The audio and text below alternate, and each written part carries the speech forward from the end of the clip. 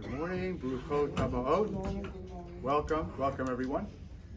Today we are on, if you're opening from the Hebrew side, look to Daf Kuf Gimel.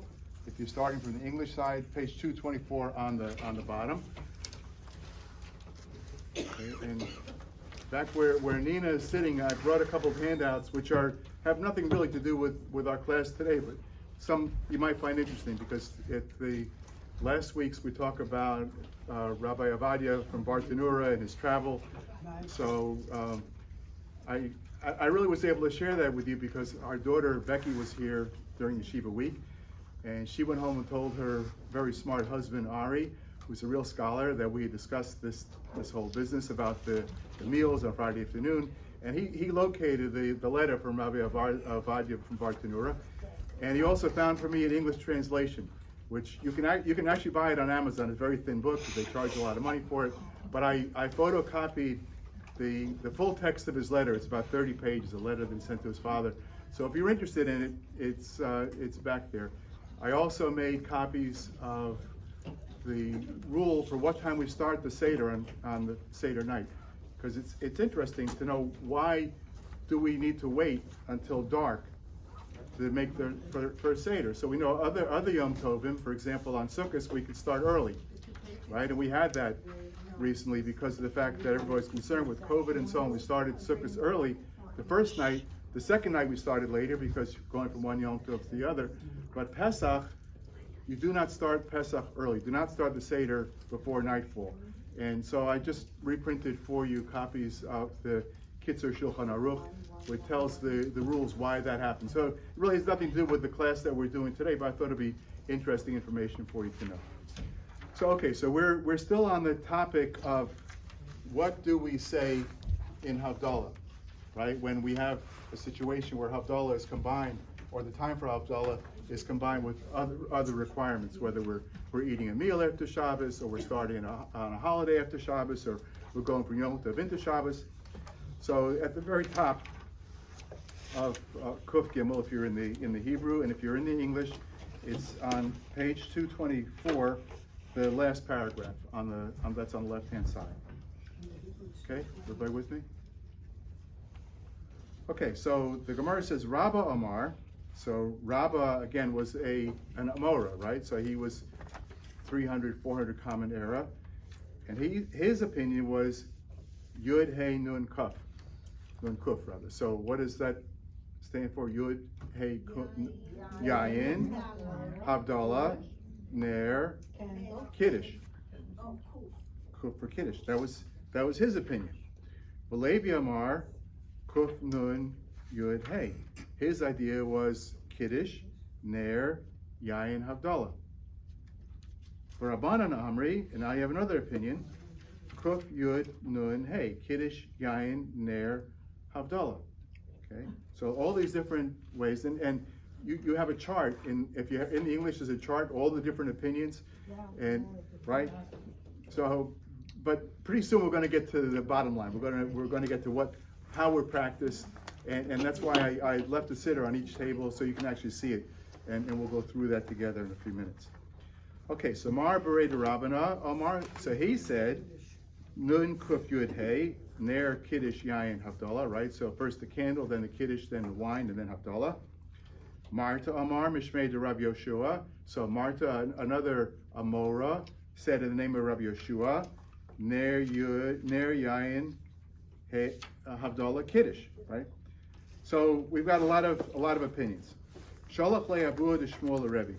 So the father of Shmuel sent to Rebbe. So now, remember, Rav and Shmuel were more or less transitional figures. So Rabbi Yehuda Nasi, who compiled the Mishnah and wrote it down for us and made it available for us. So he was at the end of the period of the Tanaim. Shmuel was the beginning of the period of the Amoraim. So if they wanted to get a definitive ruling, they were able to send a message because he was still around. They asked him, Yilamdeinu Rabbeinu Seder Havdalah's Her. So he, being the most authoritative figure at the time, explain to us, tell us what it is, how should we be doing it? Shalach le, he responded, Kach amar Rabbi Shmuel bar Rabbi Yossi Shamar Mitrum Aviv. So said Rabbi Shmuel, the son of Rabbi Yossi, who said the name of his father. Okay, Amar Mishum Rabbi Yoshua ben Hanania. And remember, it's important. All these names are being quoted because everyone needs to get credit. So we don't want to make a statement in the name of someone, or make a statement that someone else said and not give credit to that person. So anyway, we wind up with Rabbi Yeshua ben Hanania as the initial source. He says it's Ner Havdalah Yayin Kiddush, right? Nun Hey Yud Kuf. Okay. So that means you're going to hold the candle, you're going to make Havdalah, then you're going to make the bracha Baruch Yagafen, and then you're going to make Kiddush. Rabbi Chanina, Moshel Rabbi Yeshua ben Hanania Lemelech Shiyotze B'Parchas Nichla. So what is his basis for this idea that he says that Havdalah is coming before Kiddush, right? Because he says first take the candle, then you make Havdalah, because Shabbos is going out, Yom Tov is coming in now. So we're going to make Havdalah first. Why? So he says it's Mashal de Rabbi Yeshua ben Hanania. He says so Rabbi Yeshua ben Hanania is bringing us a parable, an example. Lemelech sheyotze v'parchos nichnas. Right. So Tova, what's happening? The king exits the Shabbat, and Panas is, like you said, an assistant or to the king is coming in. So that's the Yom Tov.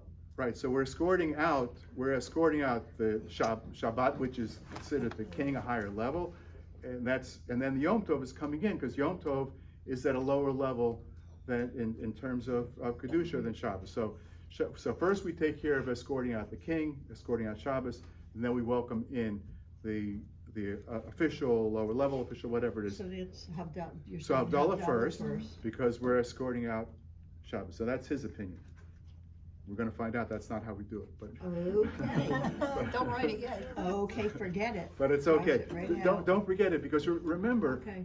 somebody might say to you, Marcia, Oh, no. Better not. somebody might say to you, you know what, it makes more sense to me that we should do it this way, because after all, Shabbos is more important than Yom Tov.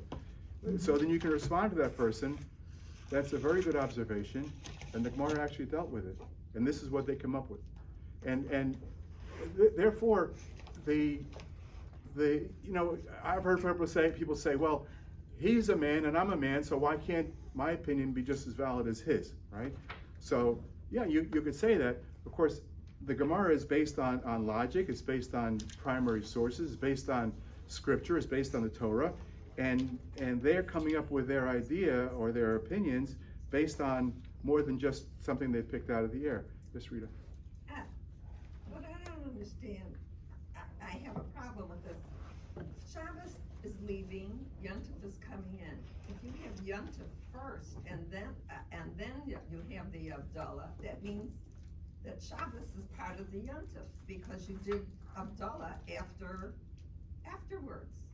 So it's very logical that you would do the Havdalah, not so much because it's the king and the queen or whatever, one's the queen and one's the king. It's just that you finish Shabbos, you start Yom Tov. Right. You don't start Yom Tov and then finish Shabbos, because then Yom Tov would be on Shabbos. Right. And so what Rita's saying, that if we make Havdalah, I think that's what you're saying, but before Shabbos ends, you can't make Havdalah, right? So Shabbos must end before we can bring in the Yom Tov, because we can't light a candle on Shabbos to make Havdalah, right? Right. Okay, so there's a lot of logic to that, and that's what this person is saying. We're going to find out we don't do it that way, and but the point is. The point is, what I was trying to get at was that the reason that the Gemara goes through all of the different opinions, make sure they're all listed, gives credit to all of them, is because at some point in the future, someone could come along and say, well, why don't we do it this way? And if we didn't have the Gemara explaining why we don't this way, we could say, well, yeah, maybe that makes sense. But this way, the foundation is in place, and we have something to back us up. To say, so remember, we're not talking about blind faith, blind acceptance. We question everything, right? We have a right to question everything, and we have an obligation to question everything. We should not just accept what's being told to us. God bless you. We should not just accept what's being told to us because someone said so. And they're telling us what they're telling us based on fact, based on information, and we're getting that, okay? So, just to go on, and then he says, now we come to the bottom line, which is, I'm told that's ladies one is the bottom line, Yeah. and we're gonna get there. So he says, he compares it to a king that's exiting, the official is entering. So my Haviolah, so what is the bottom line? What is the upshot of the whole thing? Abaye Omar, Yud Kuf Zayin Nud Hey, right? Which stands for Yayin, Kiddush, Ner, right? Wait, I missed the. No, you there's missed mine. Yayin, Yeah. Kiddush, Zman, Yeah. right? That's the Shechianu, right? Ner, the candle, and Havdalah. Okay, that's what Abaye says. But Rava Amar, and Rava says, Yayin, Kiddush, Ner, Havdalah, Zman. That's the famous Yak Nahaz, which you have to tell your grandchildren that you know what Yak Nahaz is, right? I never remember that. The Hilchasika Rava. And the Gemara is telling us now that's the halacha. So I put a siddur, I put one onto each table so you can just look on with each other. And if you open the siddur to page 658, Let's do it. Let's do it.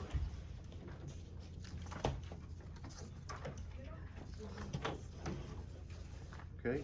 We still Hey. haven't come to the way we do it. This is it. We're going This to is it. now. This is it. This is it. This is it. It's in our siddur, which And we who do use. we go by? Who do we follow? Rava. Rava? Rava. Rabba? Rava. Rava. Rava. Okay, so in the siddur, it's on page 658, and this is a situation where Yom Tov is starting Saturday night. Do you have that, Tova? Yeah. 658 in the siddur. Okay. Okay, so take a look.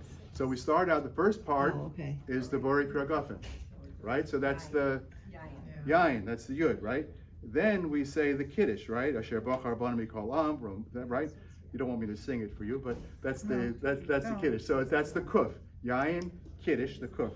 Then we mention what holiday it is, right? We say Chag HaMatzos, Chag HaShavuos, Shmini Chag HaTzeres, right? So this Kiddush fits for all of them, just put the proper word in there.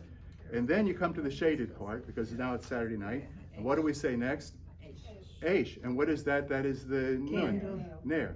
Okay, so we had Yain was Borei Gafen, Kiddush was the Kuf. Now we have the Ner, that's the Borei Mira Eish. And then we say what? Hamavdi ben Kodesh L'chol. That's the Hay. That's Havdalah.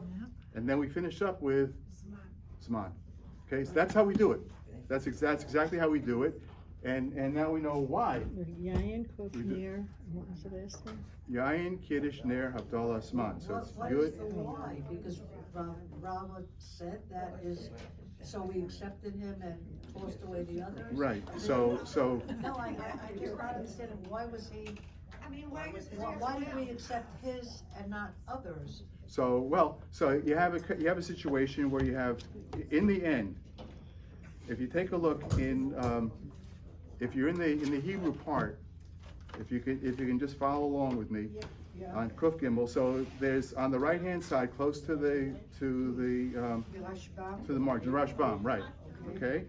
So it says Rava Amar, right? Svirale Karav, the Mishave Mo'ar ben Kiddush L'Havdalah, She'ein Nachon Be'einav Shal Rabba, L'Smoch Havdalah L'Kiddush. So he's saying, first of all, he wants to separate Kiddush from Havdalah. You don't want to combine the so that's why you have in between, you have Kiddush, Yain, Kiddush, Ner, the candle separates them, and then Havdalah. That's his, so that's his reasoning, right? He says because Shazeh Machish Kochol Shozeh, because then one weakens the other. If you have the one, so you want to have them separate. So that's why he separates them the way he does. And then, so he's saying that the point is that we want to, let's go on a little bit more. He says that Kiddush Oseo Kodesh, the Kiddush is what makes it holy. Havdalah Ose Kodesh Kal. So it makes it Kodesh, but a lower level, right? That's why Kiddush, we're accepting the holiness of the Yom Tov. And then we say Havdalah because the Kedusha of Shabbos has been diminished a little bit by going into Yom Tov. What, Anna, come on. How can you make Havdalah after Kiddush? Havdalah is hard, so you have to make it before. So he's saying that the point is that Yom Tov is here now. So it's Saturday night. It's not before you make the Kiddush, so you have to make that Havdalah before. Havdalah is still the end of Shabbat.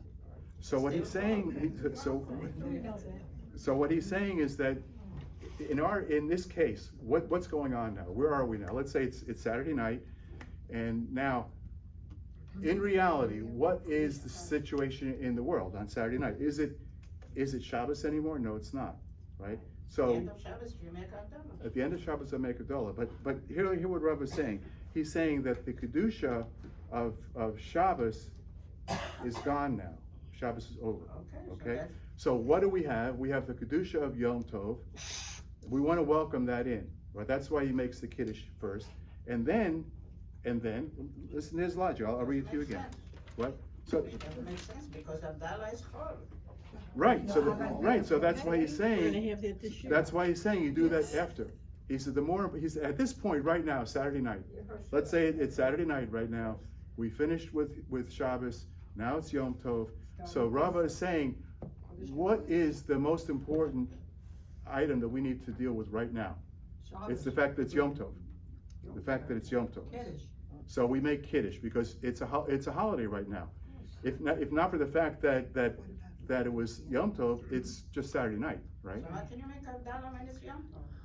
So but you do because the Kedusha of Yom Tov is lower than the Kedusha of Shabbos. So we recognize first of all that it's Yom Tov now, which is a holy event.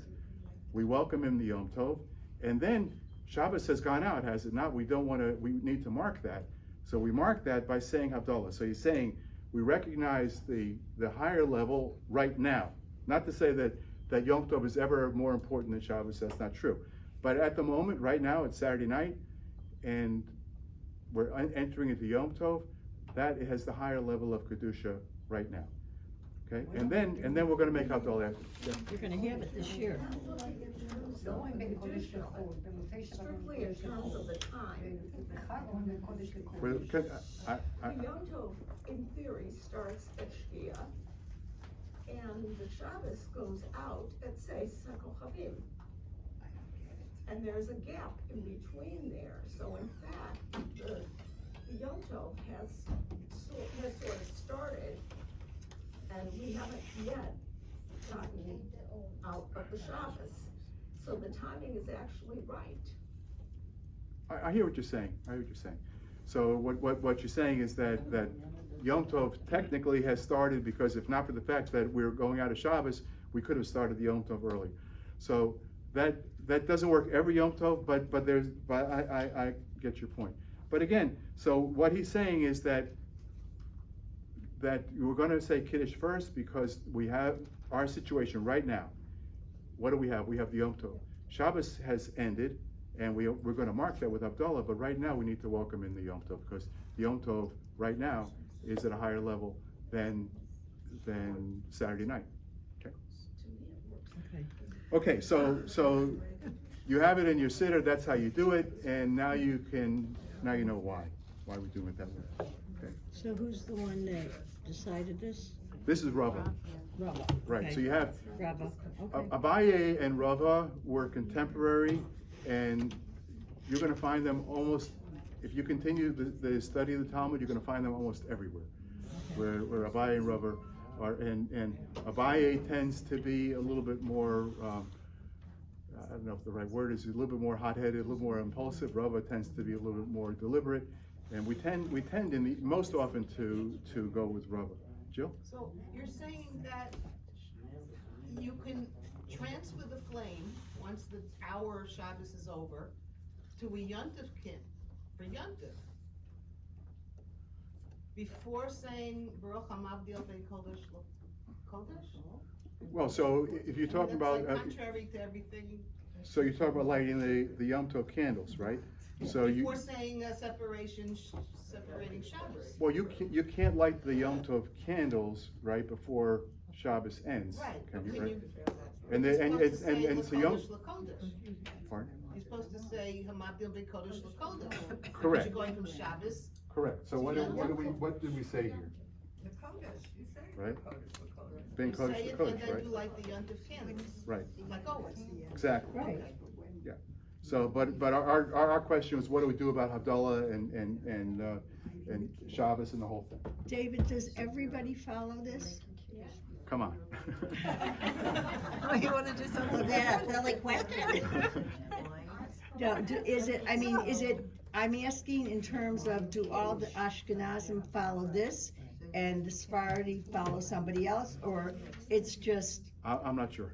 okay, Okay. it's a good answer. So, but I'm pretty confident that there are other opinions, there are other ways of doing it. I Okay, think it's the same. I would not be at all surprised if there are different ways of doing it, but Okay. we have the source from the Gemara, and we follow that. So how do we, who are the can we? you repeat what we are doing? What are we doing? We are doing Yak Nahaz, Yain Kiddush Ner Havdalah Zman, and that's what you see in the Siddur. So it starts out Bori Pirgafen, and then it says the Kiddush, right? And then after that we have Bori Mira'esh for the Ner. Then we say Hamavdu Ben Kodesh Lakodesh, and then we say Shechianu. So you light the candle? Of course. You get the fire for the No, nail. there's no candle. You can light it. Don't forget. What is Yom Tov? So you could have had a candle burning or transferring a flame or something like that. But the point is, we're making the bracha on the avuka on the torch. But now we're going from Friday to Shabbos, so we're not gonna have, we're not gonna light, Havdalah. No, we're Candle. going from Shabbos to Sunday. We're going No, from. but like this year, for instance. So this year, okay, this That's year is what I'm different saying, story. this year. Right, this year's different story That's because we're complicated. we're going from Friday night. So there's no Havdalah at that point, right? Because we're entering Shabbos. We're not. So Right. Shabbos and Yom Tov come in simultaneously, Right. right? Yeah. Right. So So the second night, the second Saturday night, night, the second this is night, what right? we're But the second night we're The the second night. No, we're not making Havdalah. The second night of a, like, this year, it would be a regular kiddush. It would not, there's no Havdalah in there at all. Correct. It's just a regular, Correct. Yom Tov kiddush. Right, right. Yom Tov for Yom Tov. Okay, so let's go on. So we got the halachas like Rava, Rav Huna Bar Yehuda. So now that we've said that this is the halacha, we're going to see practical examples of what actually took place. So Rav Huna Bar Yehuda traveled to Bei Rava. He went to that Rava's house, right? Aisu lekamayu ma'or b'samim. So they brought before him a candle and the spices. Baruch Rava abasamim bereisha v'hadar amaor. So Rava made the bracha on the spices first, and then on the candle, which is how we do it, right? On a typical Saturday night. This is a regular Saturday night. We say Bari Mene Besamim before, right? Correct. Okay. So that's what he did. Amar lei. So then the guest said to Rava, Habein Beis Shammai Beis Hillel Ma'or Bereisha V'Hadar Besamim. So he said that Beis Shammai and Beis Hillel, there's a disagreement between them, and they say that first comes the candle, and then come the spices, right? Which is not how we do it, right? Umahi, and what is it? What are we supposed to do? What's correct? Disnan, Beis Shammai Omrim, we learned, Beis Shammai say, Ner umazon b'samim havdalah. So they say, first, if you have a question that you have to bench, and then you have to also make havdalah. So he says, first you light the candle, then you bench, and then it's the b'samim, the spices, and then havdalah. Okay? Beis Hillel Omrim, Ner b'samim mazon of havdalah. They say first comes the candle, then the spices, and then you bench, and then havdalah. So it seems like both of them say the candle comes first. The difference is what happens the middle two, but they both seem to say So Ani Rava Basrei of Omar. So Rava answered, Zu Divrei Rabbi Meir. This is the opinion of Rabbi Meir, who was a Tana, don't forget, so he can argue with them. Avo Yehuda Omer, Rabbi Yehuda says, Lo nechelku beis Shammai beis Hillel al hamazon shu batchila al havdalah shiba sof. They don't disagree. They do agree that you bench first and then you make havdalah. Aman nechelku. What is their difference of opinion? What do they differ in? Al or al b'samim, on the candle and on the spices. Beis Shammai omrim ma'or v'achakach b'samim. So Beis Shammai say that we first have the candle and then the spices, right? Beis Hillel omrim b'samim v'achakach ma'or. And Beis Hillel, so Beis Shammai and Beis Hillel were also always at odds. Now they were Tanoim, so they were earlier than Abaye and Rava, but they're very common. You're going to have. They're always arguing. They're always arguing. That's right. That's right. But the beauty of it is that they're arguing because they want to get at the truth, not because either one of them is trying to show the other one up. They're trying to find out what is the truth, and that's what we're all about here. We're looking for truth, right? So Beis Shammai say that the candle comes, that the spices come first, the candle comes first, and Beis Hillel says that the besamim come first. The Omer Rabbi Yochanan, and Rabbi Yochanan, who was the authority at the time in Eretz Yisrael, he said, Noho go'am kebeis Hillel, v'alibad Rabbi Yehuda. He said, take a look how the people practice, and then you're going to know. Because very often they'll say, what's been accepted? How do people carry out? What are the customs? How do they observe the religion? So he says the people have accepted basically the opinion of Beis Hillel that the besamim comes first, and that's how it's done. So it's done according to Rabbi Yehuda, who disagreed with Rabbi Meir, because Rabbi Meir said that Beis Shammai and Beis Hillel were arguing, but not about the besamim. So Rabbi Meir said that Beis Hillel and Beis Shammai both said the besamim come first, that the ner comes first, but Rabbi Meir says no, there was a difference there, where Beis Hillel say that the besamim come first, and so according to Rabbi Yehuda, that is the bottom line. That first of all, Beis Hillel is saying that the besamim comes first, and that's how the people practice the religion, and that's just what we do, right? So we do it that way because that was accepted by the generations of people. Okay. Rav Yaakov bar Abba ikla the Bei Rava. So Rav Yaakov bar Abba went to the home of Rava, and he wanted to see how he conducted himself. So Chazia de Baruch Bari Piagafen Akasa Kama Vahadar Baruch Akasa de Berechaso. So the issue. So what did he see? So he came to Rava, let's say it was a Friday night meal, and they made kiddush, they drank wine, they ate the meal, and then when they came time to bench, he took out another cup and he made a new bracha on that, because when at the end of the benching, if you say Birkat Hamazon a la kos with a cup of wine, at the end you make a Bari Pirgafen. So he observed, right? He wanted to figure out what is the right way to conduct ourselves. So he observed what was Rava doing in his house. So that's what he did. He made a bracha on the first cup of wine, and then when he finished his meal, came time to bench, he made another bracha on the wine. Right? Amar lei.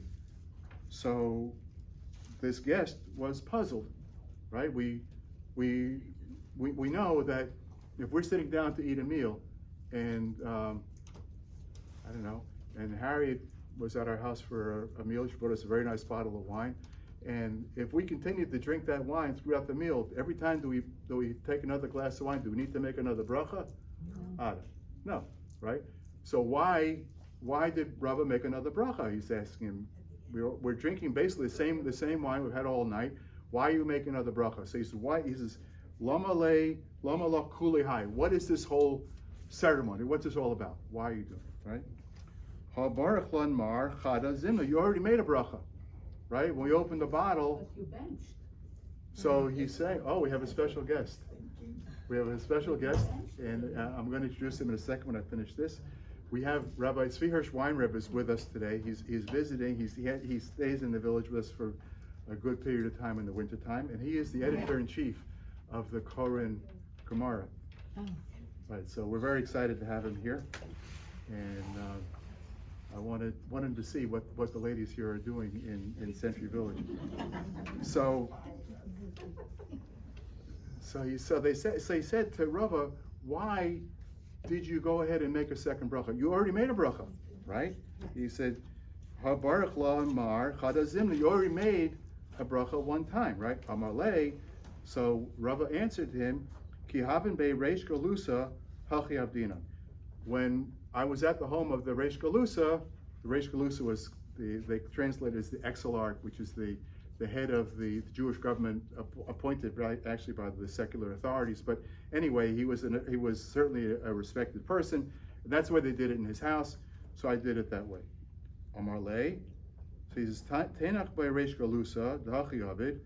So the house of the Reish Galusa, it's questionable because the suffix maisilon, suffix lo maisilon. So if I'm going to, I don't know, to the president's house and and wine is being served at the table, I don't know if I'm gonna get any more, or they're gonna bring out more wine, or that's it. So in my mind, I've had all the wine I'm gonna have. Now they bring out another bottle, so I need to make another bracha, right? So you just have to have it in mind then, the fact that you're not having more, and then when they do bring more, then you have, because you thought it was over. I'm finished drinking, Okay. right? So now I'm bringing another one. So that's not the same thing as benching after the Right. meal, but even during the course of the meal, if all I thought I was going to have was this one glass of wine, and now a little bit later another bottle comes out. So if I'm at the president's house, right? Let's say we manage to get to Israel and I get invited to the house of the president of Israel, and they serve us wine. I'm not sure. Okay. Did we once mention that it has to be a different type of wine?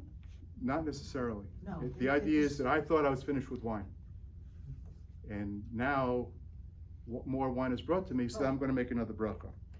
Regardless if it's the same type of wine. Regardless of the same type of wine, right? Is the decision on the new bottle of wine, or on your thought that you thought you're not gonna drink anymore, and now you decided to drink again? It's not on Well, the new that could be too. That could be which too. one? So what actually has taken place, right? We're sitting around, we're having our meal. yeah. Wine was poured. I drank the glass of wine. I don't see any more wine on the table, and I don't know. Maybe I'm going to be getting more beer. Maybe I'm not. I'm not going to ask him. That's not nice to ask. Oh. So, and then all of a sudden another bottle of wine comes out, because after all, they want to show a representative of Florida and New Jersey how many nice wines they have. So they bring us another kind. So now we get to drink another one. But in my mind, I was finished with wine. But you already made a bracha, why do you So make it's a on the bracha? mind. So that's just the question they asked him. They said to him, It's on the mind. right, because he It's in your says, mind. so what was the question? He says that you already asked. You already made a bracha, That's fine. right? So the answer is, I did make a bracha, but I thought I was finished with wine. It doesn't matter, but the bracha can go over to the second. Doesn't matter if you thought or didn't think. So we're going to see as we get into. I guess we're not going to get to it today, but David, I have one quick question, but Okay. this is different than saying the bracha at the end of benching. correct. Okay, so. Two different and topics. Okay, so my question is, the bracha at the end, the wine at the end of benching. Right. That's just some people do it. It's some people's minhag, and it's not, it's a minhag. It's not something that has to be done. Right.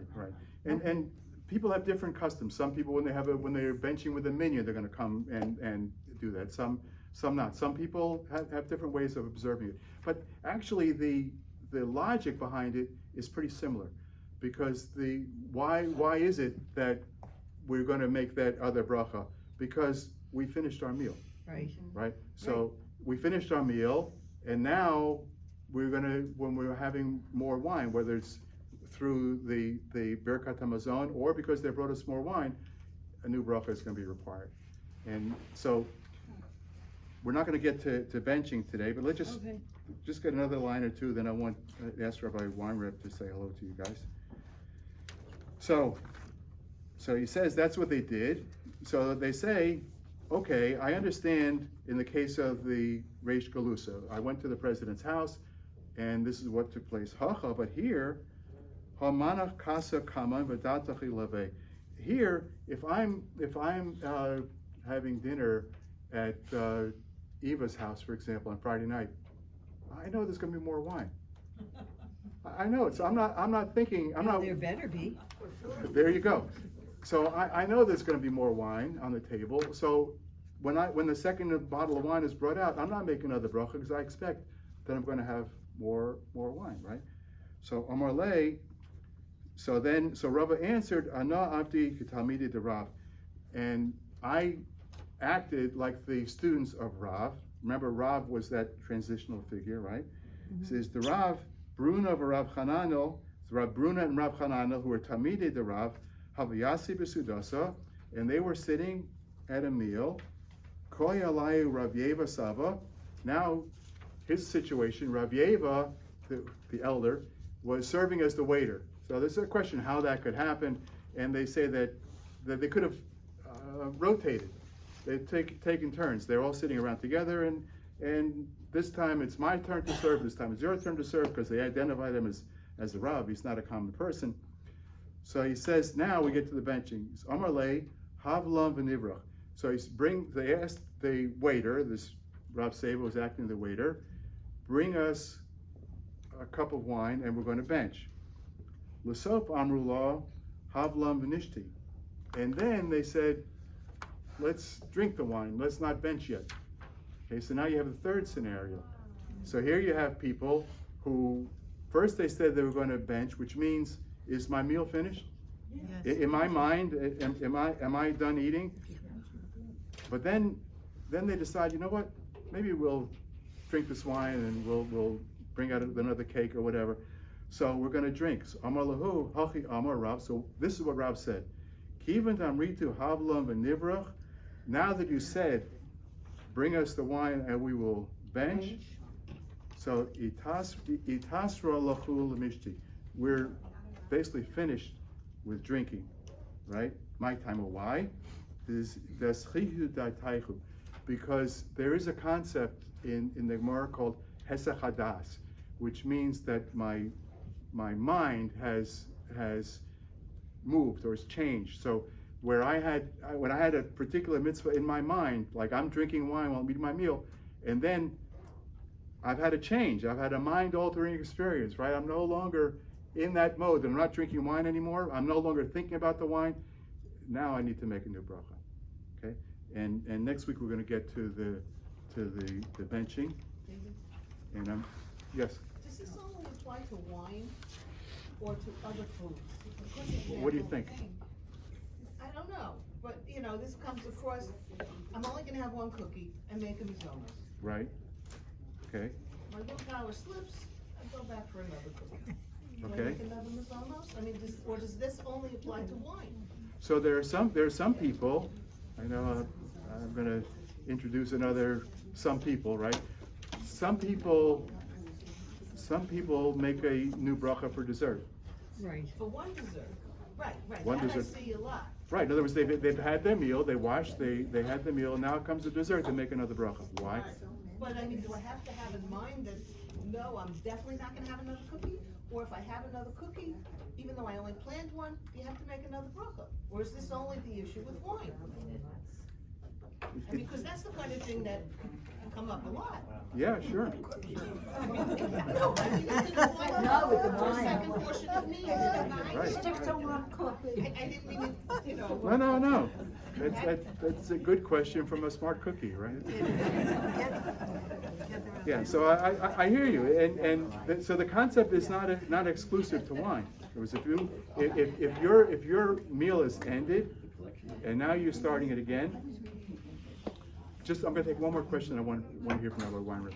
Eva? But for the point of liquor, let's say in the middle of the meal you have liquor. In the middle of the meal, you have liquor, and then what? No, and then you finish the meal, And then you say, oh, that liquor was really good, bring out more liquor. Could be, could be, And you venture. could be, because you, it's gone out of your mind, you're not thinking about it anymore. I'm gonna ask Rabbi Weinreb to just come up and introduce himself to some of you. I guess a lot of you know him, but you don't know him as the editor of the Gemaras that we've all been enjoying for the past couple of months. Rabbi Weinreb.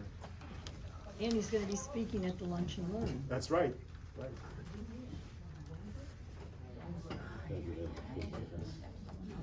Okay, thank you. I'm not sure what my role is here exactly, but I guess I'll tell you a brief story behind what you've been studying from this particular Koren Talmud Bavli. It all begins, of course, with a very great man who passed away barely 2 years ago. And his name was Rav Adin Steinsaltz. In my personal opinion, he was certainly one of the most important rabbis of the 20th and early 21st century, let's say post-Holocaust and to this day. And in many, many ways, he was a brilliant person who was not born to an observant Jewish family, but who came to an intense knowledge of Judaism, to say the least, through his own volition. He's a self-made man, so to speak. Autodidact. He taught himself how to study Gemara. He didn't attend a regular traditional yeshiva of any kind. He attended university, but not to study Talmud, to study science. He was a remarkable person, and his genius was recognized very early on. I think it was in the 1960s that he was on the cover of Time magazine as the greatest Jewish scholar since Rashi. Well, that's a time that was the opinion of Time magazine. I'm not sure who made them experts on Jewish history and the history of Jewish commentators, but he was not the greatest commentator since Rashi. He was very embarrassed by that title. Told me that personally many times, jokingly, but he was certainly did a tremendous favor for all of us. And one of his great accomplishments is sometime way back, probably in the early 1960s, he decided to do a Hebrew translation of the Gemara, of the Talmud Bavli. Talmud Bavli, as you now know, is written in a type of Aramaic. There are many different types of Aramaic, but there's the Babylonian Talmudic type of Aramaic, which differs from the Talmud Yerushalmi, from what used to be called the Palestinian Talmud. Now, that's not politically correct to refer to it as the Palestinian Talmud, and to refer, by the way, to some of the people I've just read about, to Rav and Shmuel, were not Palestinians. They were Babylonians. But their colleagues in Eretz Yisrael, Rabbi Yochanan and Reish Lakish, who I'm sure you came across in your studies, were Palestinians. And before the current Palestinian political movement, Jewish literature referred to them as Palestinian Aramoim, Palestinian Amoroim, and at that time as Palestinian Talmud. In Hebrew, we never called it the Palestinian Talmud. We always called it the Talmud Yerushalmi, although it had very little to do with Yerushalayim, because at that point in Jewish history, the people who were involved in the Talmud Yerushalmi were not living in Yerushalayim. They were living in Palestine, in Eretz Yisrael, but in the north, in the Galil, Tveria, etc. Any case, he decided to do a translation into modern Hebrew, and so he did. And at first he did it all alone for quite a few years, and then as he became older and involved in so many other projects that he had, by the way, he has still, he passed away 2 years ago, but the yeshiva he founded in Kiev is still in existence today. And just coming here, I was listening to the radio, and things are not very secure in Kiev. The Russian army is waiting at the border. In any case, so he began to recruit a team of translators to help him translate. Now that translation was into Hebrew, into Ivrit, into modern Hebrew, and he did many things that were revolutionary with his translation into Hebrew. Number one, he included the entire text of Talmud Bavli, which you have now in this parak in front of you. because the Talmud, over the course of the centuries, was subject to heavy censorship. A lot of it by the Roman Catholic Church, by Rome, who found in Talmud various passages that were, to say the least, not supportive of Christianity, and sometimes very critical of the founder of Christianity, who was one of our brothers, Yeshu HaNotzri, Jesus. So those passages were censored by the church.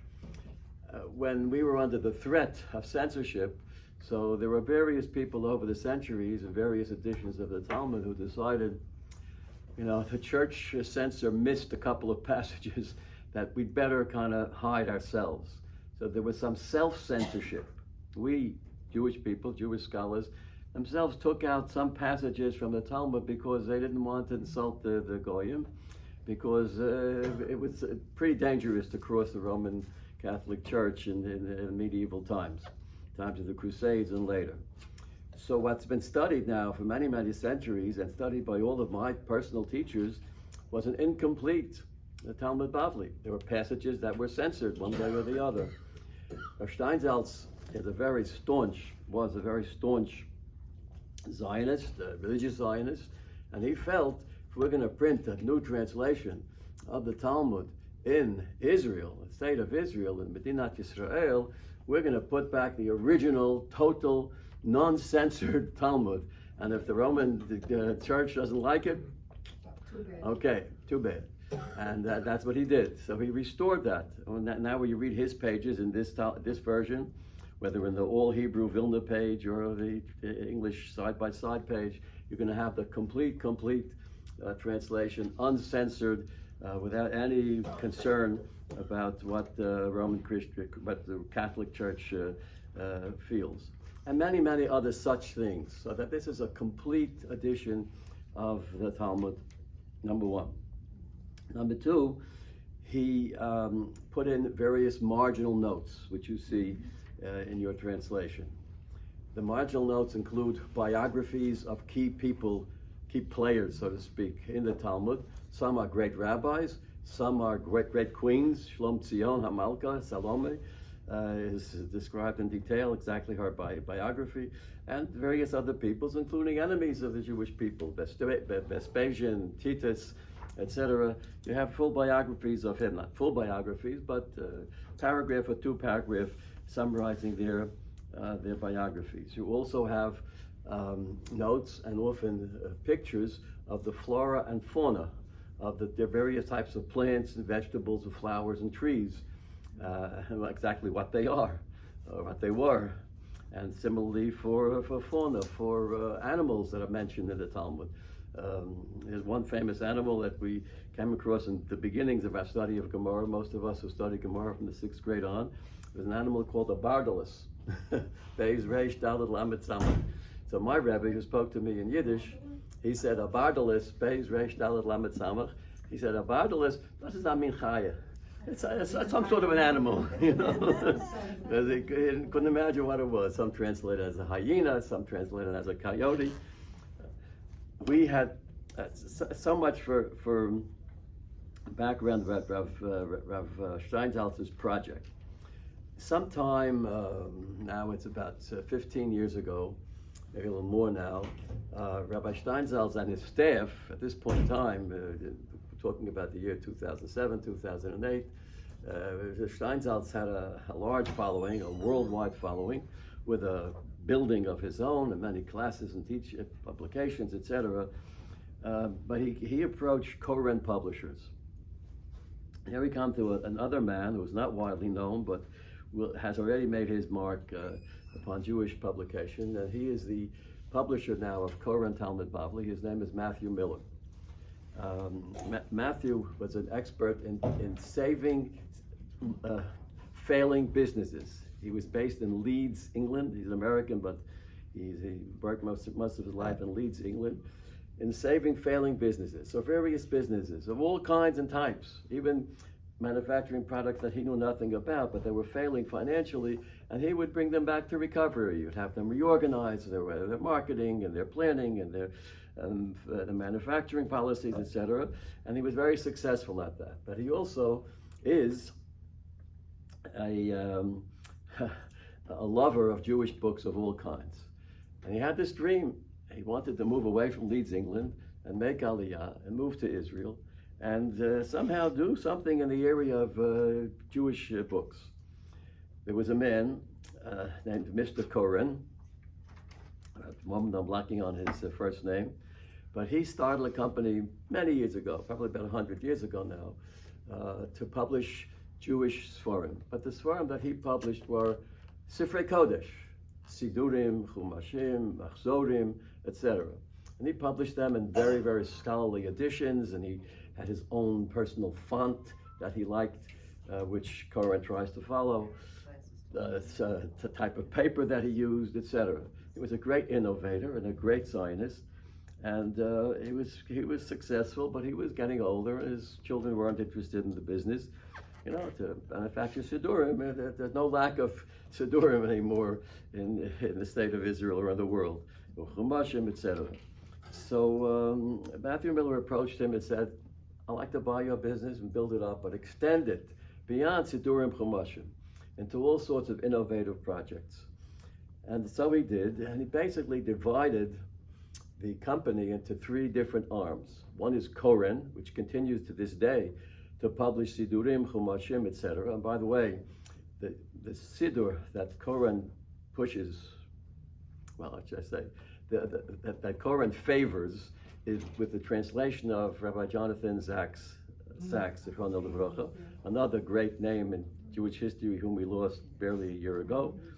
I'm not going to speak much about him today, but his translations of the Siddur and of the Machzorim, especially, my wife tells me that when I gave her some years ago, the Rosh Hashanah and Yom Kippur Machzorim, translated by Jonathan Sachs, she said it changed her entire Yom Tov experience of Rosh Hashanah and Yom Kippur, because his translation and his notes is so inspirational as well as informative. So the Koren division still publishes Chumashim, Sidurim, the Sefer HaKinos, which I translated. I was the translator of the Kinos into hopefully understandable English, and that's one branch. The other branch is Magid. Magid is Jewish books on which you would call Sifrei Kodesh, but for example, the books written today by Rav Steinsaltz himself, not his translation of the commentary, but his own personal books, including one that I just recently came across, although it's an old book called The Soul, which is Rabbi Steinsaltz's take on the soul. And also Rabbi Beryl Wine's books are now in this Magid division of Koren.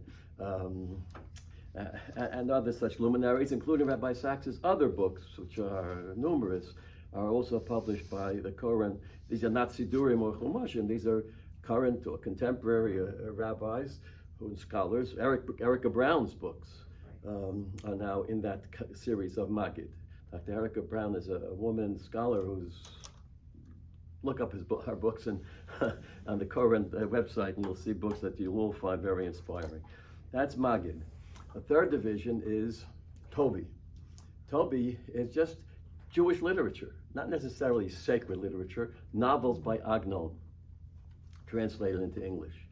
Novels by great Israeli novelists translated into English. Detective stories written in Hebrew translated to English. These are not Sifrei Kodesh in the sense that they're sacred books, but they're important books for anyone interested in Jewish culture.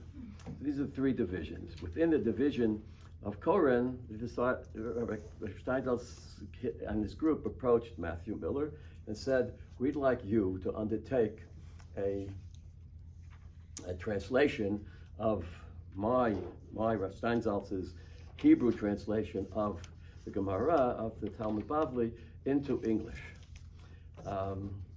I was involved in an editorial capacity with Koren at that time. It was about the time that I was transitioning out of the OU and into other things. And he approached me and asked me two questions. All right.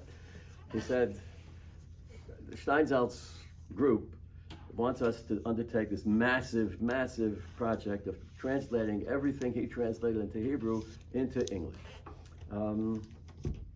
Do you think it's a good idea? The Jewish people need another translation of the Talmud into English at this point in time. So he asked me that question, and I said, you wanted me to tell you the truth? I don't think it's necessary. There's a Sansino translation that was done long ago, which is fine. There's the Art Scroll translation, which is taken over the whole Jewish world. We don't need another one. Yes, there are certain inadequacies in the Sansino translation and certain in this Art Scroll translation, but basically, if a person wants to study Talmud in English and they want a translation, there are alternatives. I don't think this is necessary, number one. So he said, okay. Matthew said, okay. And he said, okay, if we do it, do you think it will sell? Matthew is above all a businessman. So I told him, look, Matthew, I've got to tell you, I don't think it's going to sell. Art Scroll are masters at the marketing, and they've captured the imagination of the Jewish world. And anyone who wants to study Gemara in English, look at the Daf Yomi here. Most of the people do not have a current Talmud Bavli by their side. They have a Art Scroll by their side, which is fine. So I don't think it will sell. So he looks at me and says, you're hired as the editor-in-chief of this project. And a true story. I said, Matthew, this is a vast project. You're talking about years and millions of dollars. Because this is what's called a labor-intensive project. You have to hire translators, editors, publishers, copy editors, layout designers, graphic designers, on and on and on. We're talking a big project.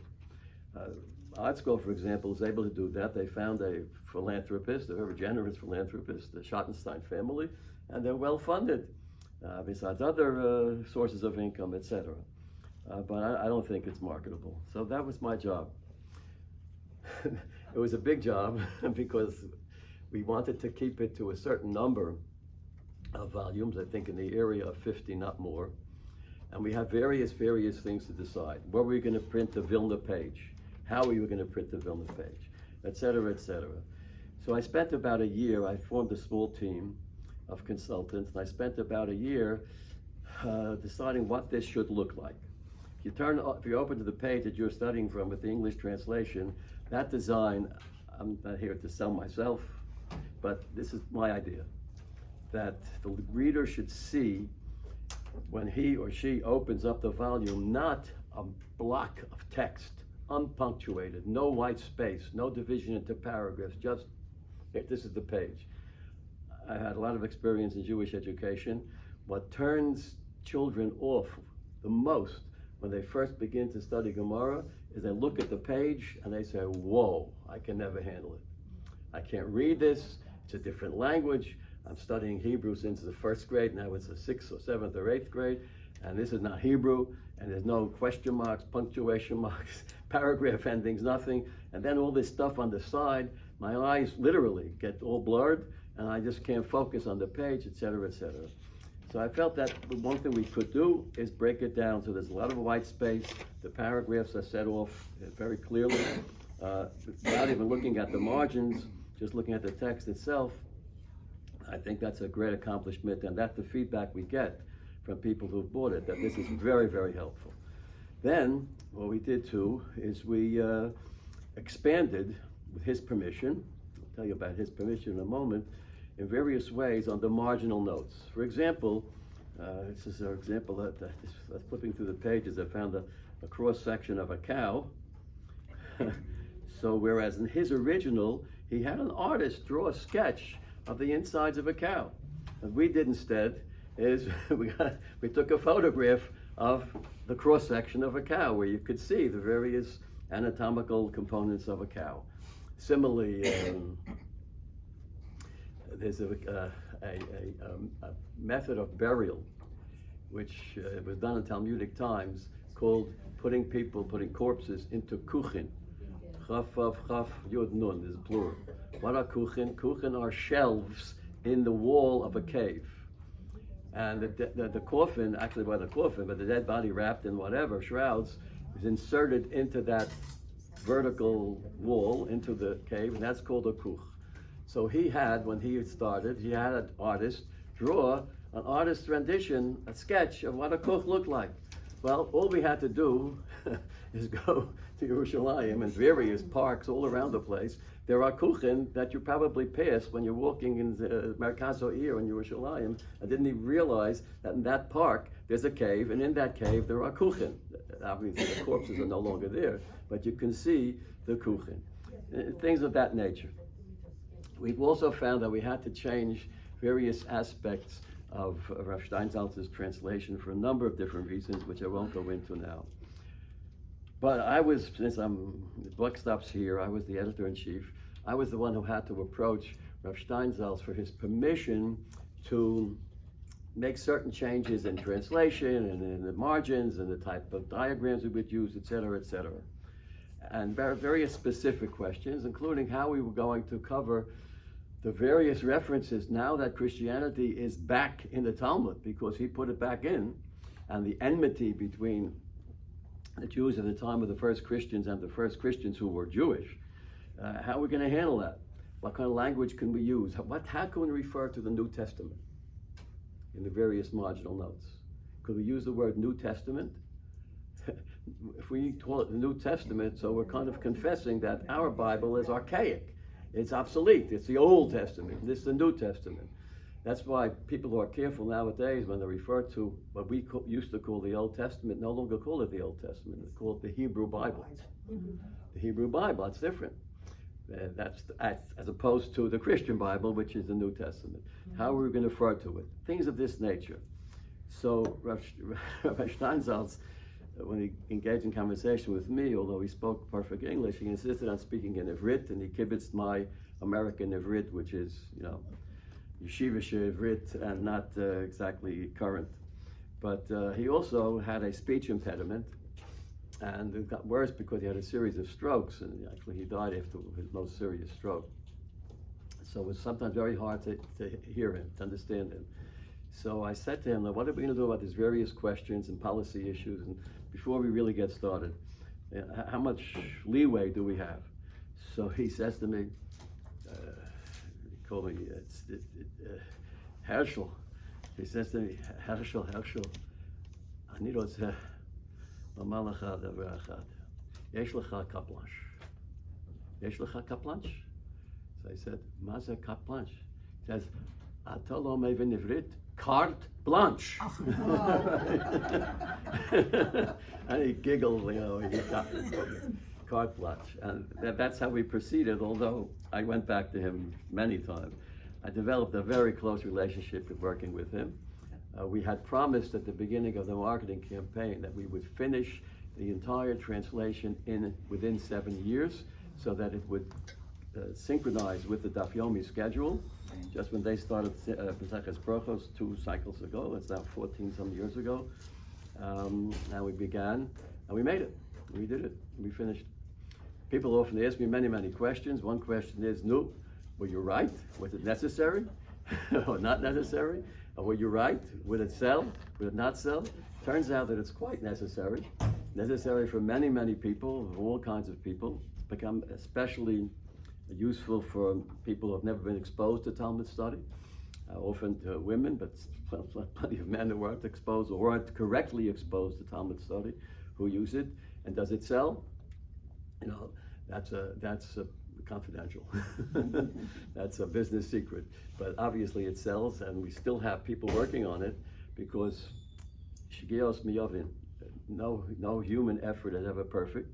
Did we make mistakes? Of course we made mistakes.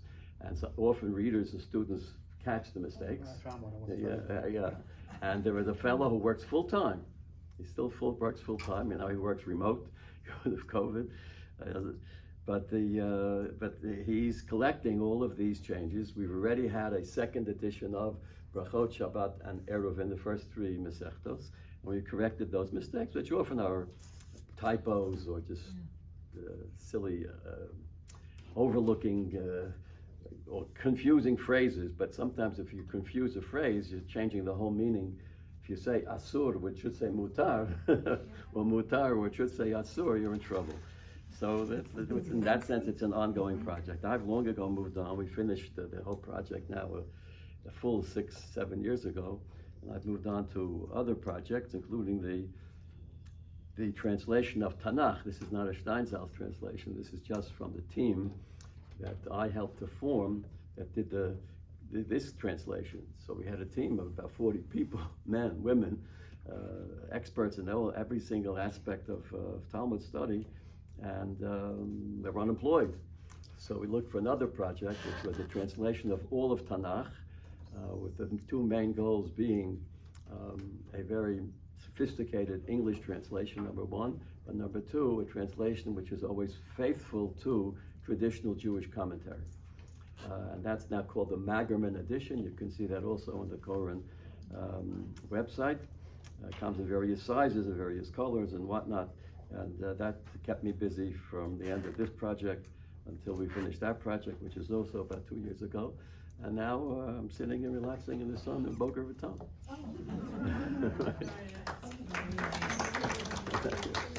Go, Rabbi.